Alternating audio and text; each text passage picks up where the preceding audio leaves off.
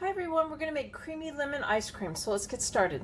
So in a large saucepan we're going to put 2 cups of sugar, granulated sugar, 1 cup of fresh lemon juice. I did 8 lemons, it depends on the size of your lemons though. 6 egg yolks, 1/8 teaspoon of salt, 2 tablespoons of lemon zest. We're going to whisk this together.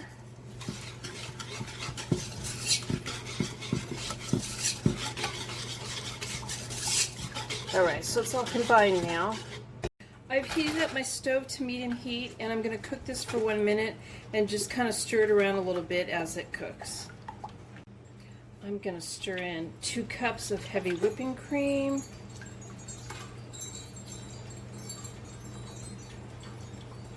2 cups of half and half. I'm keeping the temperature on medium heat and I'm going to stir it constantly, and we're going to stir it for about maybe 6 to 7 minutes. We want it to start to look like it's going to bubble. We want to remove it from the heat immediately when it does this. Okay, so I don't know if you can see it with the camera or not, but there's little tiny bubbles forming around the edges of the rim there.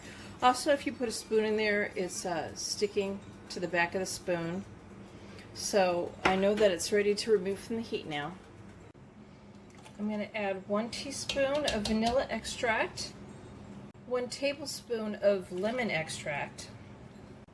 I'm going to stir that in. I'm going to put a lid over it and put it in the refrigerator and let it chill for at least a couple hours before putting it into the ice cream maker. Pour it into a 2-quart ice cream freezer and freeze following your ice cream freezer's directions. So now that it's slowed down and getting thicker, I'm going to go ahead and add 1 cup of lemon curd.